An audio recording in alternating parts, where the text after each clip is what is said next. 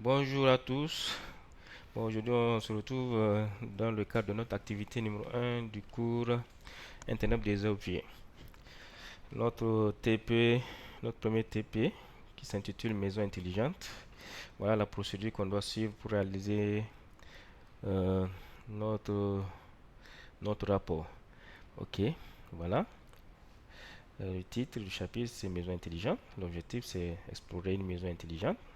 Utiliser le cloud pour l'interactivité à distance avec la maison intelligente. Voilà la topologie qu'on doit adopter. Maintenant, quand on retourne sur notre logiciel Tracer Packet, on voit bien. Voilà comment la topologie ce Packet Tracer se présente. Ok, on continue notre TP.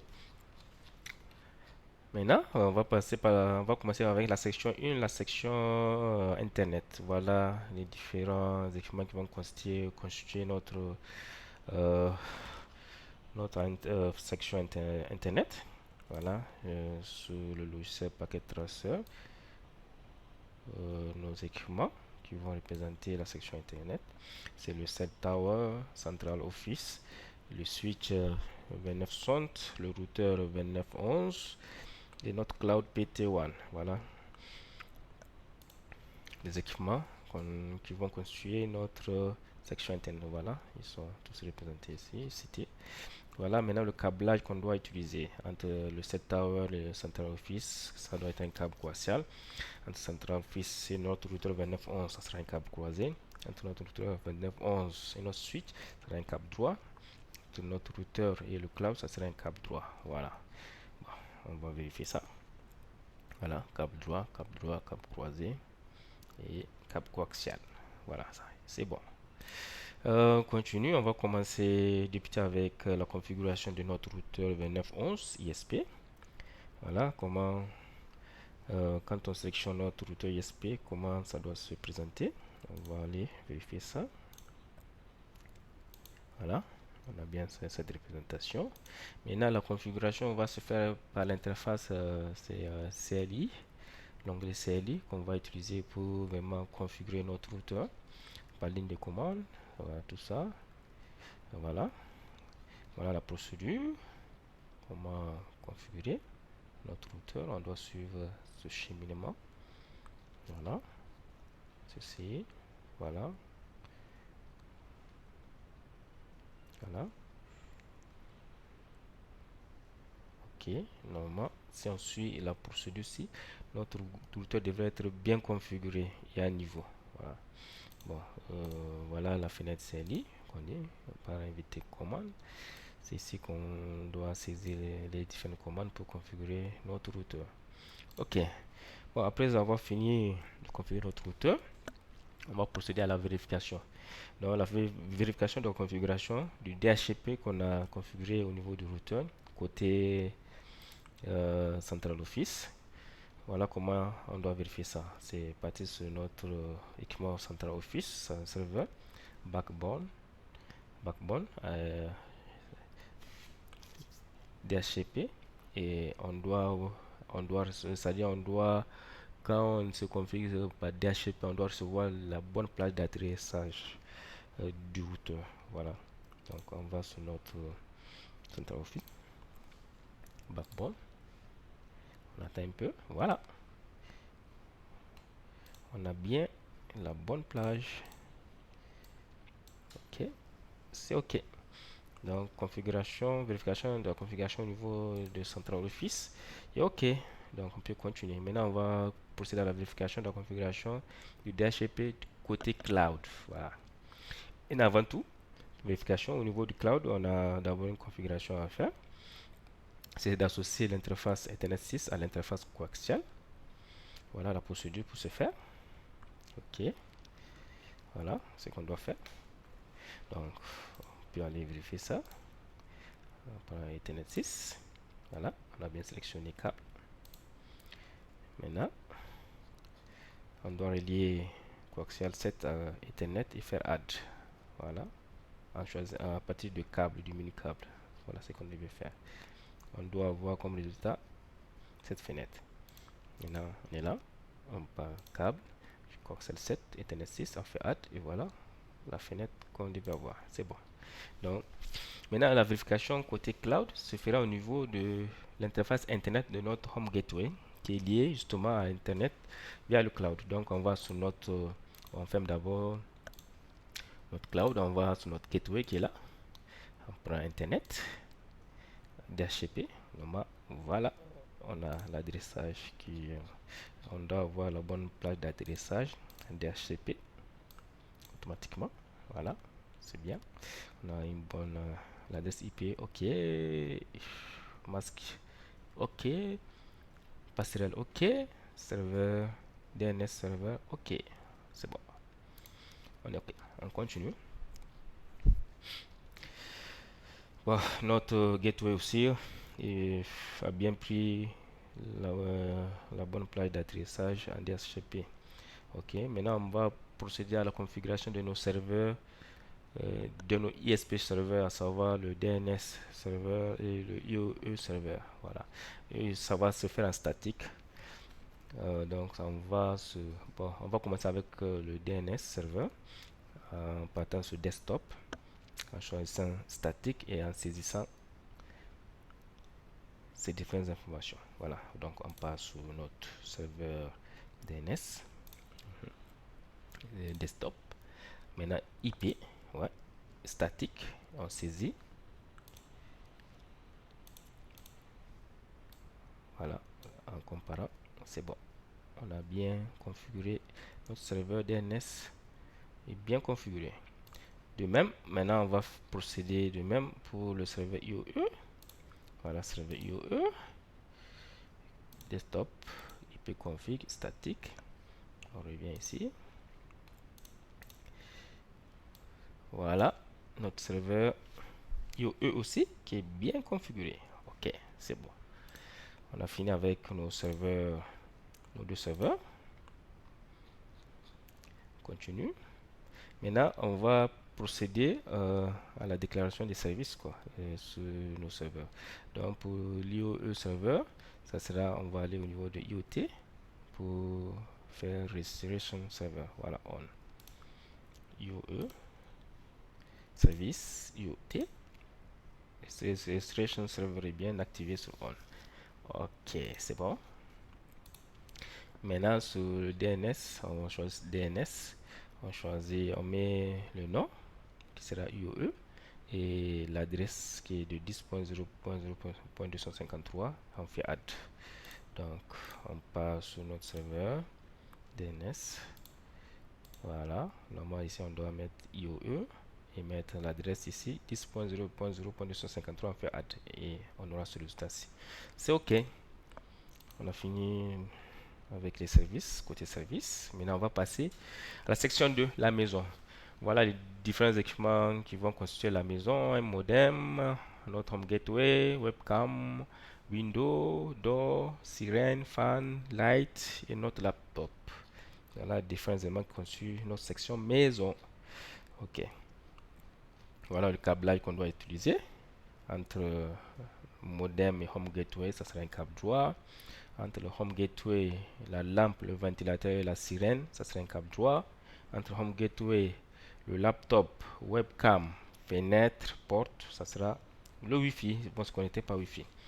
Maintenant, on va configurer notre home gateway pour la connexion avec les différents objets intelligents. Voilà, côté filière. D'abord, on va commencer avec le côté filière.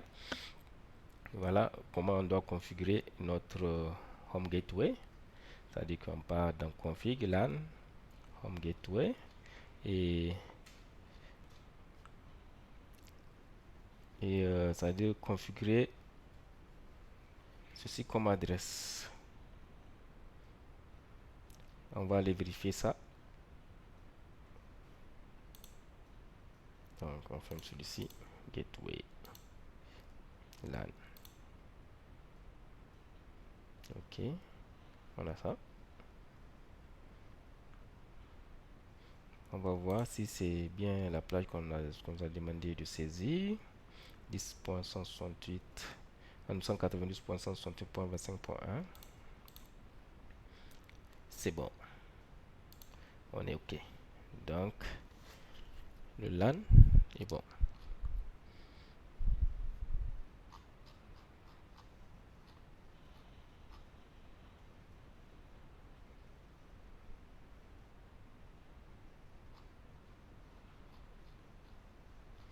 Ça, c'est par défaut qu'on doit voir ça.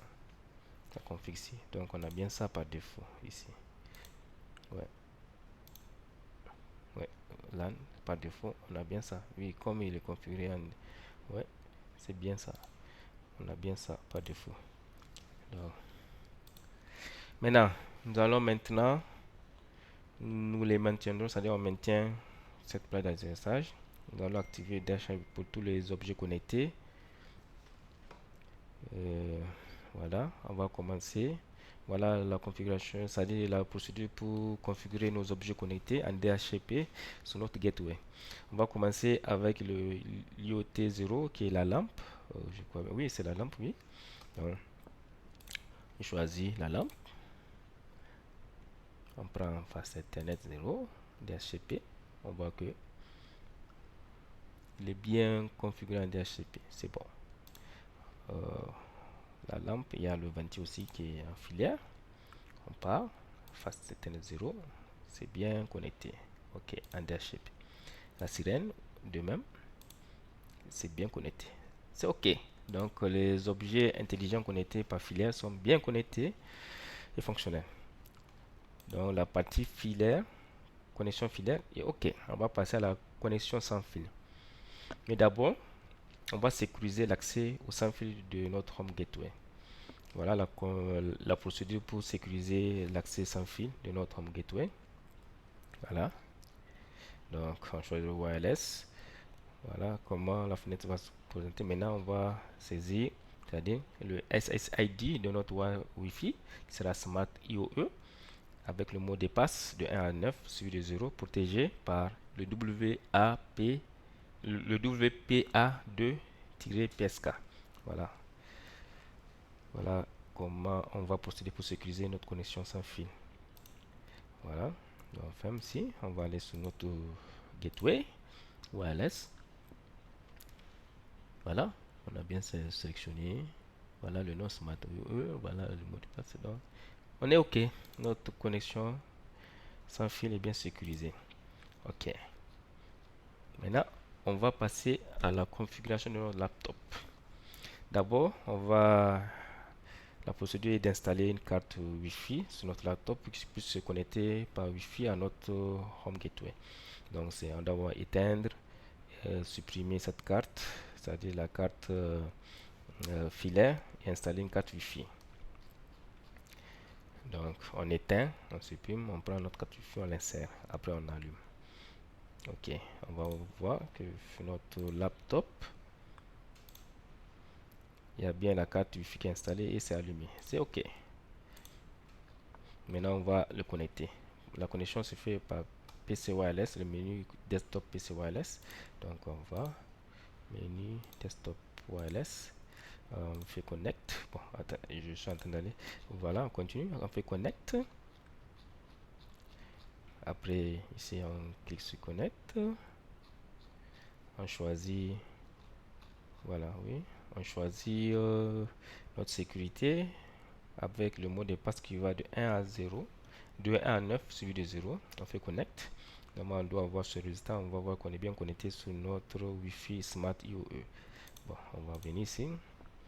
Bon, on voit que notre laptop est bien connecté sur le Wi-Fi Smart IOE. OK. Le laptop est bien connecté. On peut continuer.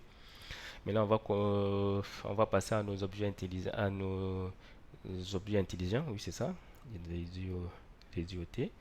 Voilà. On va commencer par la webcam. Bon, webcam. D'abord, ce qu'on va faire, c'est installer une carte Wi-Fi. Et pour ça, on part dans Advanced, c'est-à-dire dans notre menu, dès qu'on ouvre, on part dans Advanced pour installer une carte Wi-Fi sur notre webcam. Voilà. Voilà comment ça se fait. Ça, on supprime la carte filaire pour mettre carte Wi-Fi. Voilà, on prend notre webcam. Advanced. Voilà, on fait Advanced. IOE. Et là, on a installé une carte Wi-Fi. C'est bon. Après avoir installé la carte Wi-Fi, on doit la connecter à notre Home Gateway en saisissant ici le SSID, Smart OE, la sécurité et le mot de passe. Voilà comment ça se fait. De 1 à 9 suivi de 0. Wireless. Voilà, ce qui est bien fait. Ok, c'est bon. Là, on a connecté notre webcam à notre Home Gateway. On va procéder de même pour les autres qui se connectent par Wi-Fi. Là, on a choisi la fenêtre. Voilà, il est bien connecté aussi. La fenêtre est bien connectée. Le door, la porte intelligente. On va. La porte intelligente aussi est bien connectée. On prend. Ouais, le laptop est déjà connecté. Donc c'est bon. La section filaire aussi, on a fini. Là, on va procéder à l'enregistrement des smart devices au niveau de notre IO server. Voilà. Avant toute chose, il faut créer un compte utilisateur. Faisons-le à partir de... Voilà, donc on va utiliser notre téléphone, le smartphone, pour se connecter à distance sur notre IO serveur et enregistrer et procéder à l'enregistrement des différents smart devices. Mais pour cela, on doit d'abord créer un login. On se connecte à distance à partir de cette adresse. Créer le login et le login sera admin. Username admin, password admin. Donc on va dans le smartphone, on prend normalement c'est web browser. Dans web browser, on tape l'adresse de notre. Bon là, comme on a déjà créé login, on va juste se connecter avec admin à distance. Et voilà, là on est bien connecté sur notre IOE serveur. Ok. Bon, normalement, dans un premier temps, ça devait se présenter vide, mais comme nous on a déjà eu à insérer les smart devices, c'est pour ça que ça apparaît déjà ici. Bon, on va continuer. Voilà, ça devait être vide. Mais... Bon, maintenant on va montrer comment on enregistre les smart devices sur le serveur IOE. Bon, là on va aller sur notre webcam, config setting. À partir de setting, on va choisir ce IoT serveur remote. On va mettre l'adresse de notre IoT serveur suivi de username admin et passeport admin. Bon, là je ferme d'abord le smartphone. On va passer webcam, config, setting. Maintenant on descend. On choisit remote avec l'adresse et le username et password. Normalement, quand on est bien connecté, on doit avoir le bouton refresh qui apparaît. Donc là, on est bien connecté. On est bien, c'est-à-dire que le device est bien enregistré sur le serveur, sur notre IO serveur. Ok, c'est bon. Voilà, on va vous montrer. Voilà, c'est ce qui est dit. Connecté. Et voilà, quand ça apparaît, on est bien connecté. Donc c'est bon. On va faire de même pour les autres. Setting. Voilà, on vérifie. C'est bien connecté. Donc la fenêtre est bien connectée. Porte intelligente. Connecté aussi. Sirène. Connecté aussi, c'est bon. Venti. Connecté aussi. Lampe. Connecté aussi, c'est bon. Tous nos smart devices sont bien enregistrés sur notre serveur IOE. Donc c'est bon. On peut continuer. On peut procéder à la vérification au niveau de notre smartphone. C'est vrai que nous, on a déjà vu que quand on se connecte sur notre smartphone, on voit tous les éléments déjà qu'on a enregistrés qui apparaissent bien. Mais on peut quand même retourner pour montrer. Voilà. 10.0.0.253 admin. Ok, on a nos 6 éléments, nos 6 IoT qui sont bien enregistrés sur nos serveurs IoE. Ok, c'est bon. On peut continuer. Bon, maintenant on va passer à la prise en main des smart devices. La prise en main peut se faire de deux manières, soit en local ou en distance. En local, on va utiliser notre laptop pour actionner nos smart devices. Et en distance, on va prendre notre smartphone, c'est-à-dire que le smartphone à partir d'un réseau mobile télécom euh, connecté, tu peux prendre la main sur tes smart devices à distance aussi. Ok, bon, on va procéder, on va voir comment ça se procède en local. Ok, voilà, à partir de notre laptop, on part dans desktop IoT monitor et voilà. Après, on se connecte sur notre serveur IoE à distance en saisissant la bonne adresse avec le bon login. Voilà, normalement c'est ce qu'on doit avoir comme résultat. Donc on va procéder à de même. Voilà, ok. Voilà, bon là on a déjà saisi, donc on voit bien qu'on est bien connecté sur notre serveur IoE, mais on peut refaire ça pour que 10.0.0.253 avec le login admin.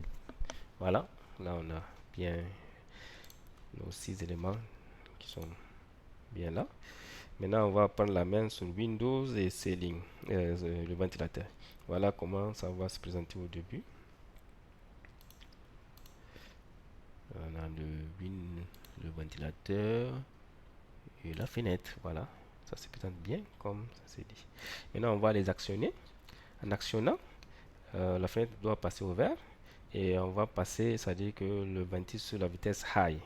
Ok, ça doit virer au bleu aussi, high bleu, fenêtre au vert. C'est bon, on a actionné nos deux éléments à partir du laptop. Maintenant, on va aller au niveau de la maison pour voir que la fenêtre est bien ouverte et que le ventile est bien actionné. Et so high. Bon, on va sur notre. Voilà, le ventile est bien actionné. La fenêtre est ouverte, c'est bon. La prise en main locale marche bien. Ok. Maintenant, on va passer à la prise en main à distance. Bon, là, on va imaginer, supposons maintenant que nous avons quitté la maison. Nous sommes en plein cœur de la ville de Yaoundé. Soudain, nous nous souvenons que nous avons quitté la maison ayant oublié de fermer la fenêtre de fermer la fenêtre et d'éteindre le ventilateur. À partir de notre smartphone, nous allons prendre à distance le contrôle de la fenêtre et du ventilateur. Pour le faire, on va passer par notre smartphone et desktop et choisir le menu IoT Monitor. Ok, on va donc fermer le laptop, on va choisir notre smartphone maintenant. On va dans IoT Monitor, voilà, qui est là. Bon, normalement, on devait passer comme ça, 10.0.0.0.253 avec, voilà, là on est bien. Donc on va choisir notre ventile, on voit qu'il est bien actionné, il est sur high. Notre window qui est sur vert, donc ça dit que la fenêtre est restée ouverte. Ok, maintenant, oui, c'est ce qu'on a bien vu là-bas. Maintenant on va, ça dit fermer la fenêtre pour le faire passer au rouge et mettre le ventile sous off. Retournons, on met celui-ci sur off, celui-ci sur rouge. Ok, c'est bon. Maintenant, on va aller sur notre maison pour voir que le ventilateur est bien arrêté, que la fenêtre est fermée. Voilà. Fenêtre fermée, ventilateur à l'arrêt. C'est OK. Donc, comme on le dit, n'est-ce pas merveilleux? Mais c'est pas de la magie, tout est technique. Bon, euh, on est arrivé à la fin de notre premier TP. Donc, nous allons nous arrêter là. Merci beaucoup pour votre attention. On se retrouve prochainement pour notre TP numéro 2. Merci, à bientôt.